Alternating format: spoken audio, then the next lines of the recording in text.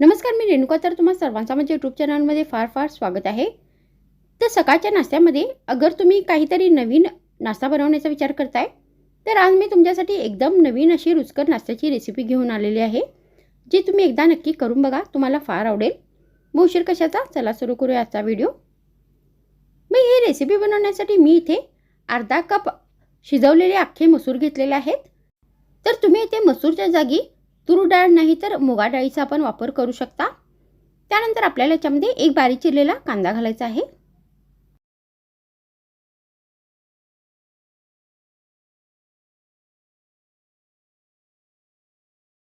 त्यानंतर आपल्याला याच्यामध्ये अर्धा चमचा जिरे घालायचे आहे.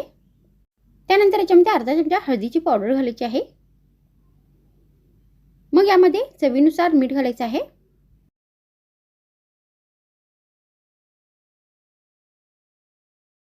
त्यानंतर याच्यामध्ये अर्धा चमचा धने पावडर घालायची आहे.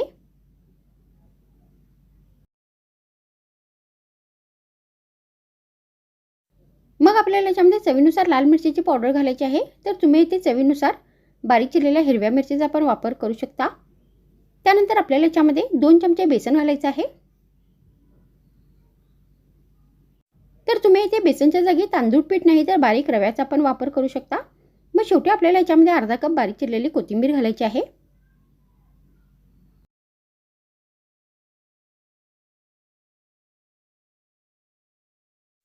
आणि आता हे सगळे साहित्य व्यवस्थित हाताने मिक्स करायचे आहेत.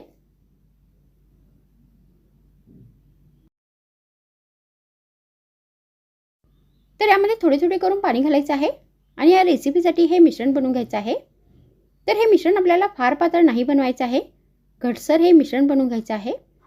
तर ज्याप्रमाणे आपण भजी बनवतो त्याप्रमाणे हे मिश्रण बनवायचं आहे. त्यानंतर आपल्याला थोडेसे मिश्रण हातामध्ये घ्यायचं आहे आणि अशा पद्धतीने गोल आकारमध्ये आपल्याला याच्या टिक्या बनवायच्या आहेत. त्यानंतर आता आपल्याला ही रेसिपी फ्राय करायची आहे. तर त्याच्यासाठी मी गॅसवर तेल ठेवले आहे. तर तेल गरम झाल्यानंतर या मिश्रणाच्या आपल्याला अशा पद्धतीने टिक्या बनवायच्या आहेत आणि ह्याच्यामध्ये घालायच्या आहेत.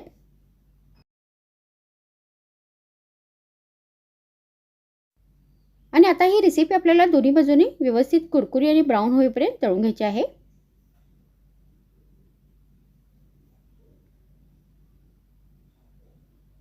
तर तुम्ही अशा पद्धतीने फारच कमी साहित्यामध्ये टेस्टी असा झटपट एखादी नवीन नाश्ता बनवून गरमागरम हिरव्या चटणीबरोबर सर्व करू शकता. आणि तुम्ही या नाश्त्याला फक्त चहा या कॉफीबरोबर एक स्नॅक्ससारखं पण देऊ शकता. तर आता ही रेसिपी जी आहे ती व्यवस्थित फ्राय झालेली आहे. तर माझ्या व्हिडिओमध्ये इतकेच. पुन्हा भेटूया आणखीन एक नवीन रुचकर रेसिपी सोबत. तर मग थँक्स फ्रेंड्स वॉचिंग माय व्हिडिओ.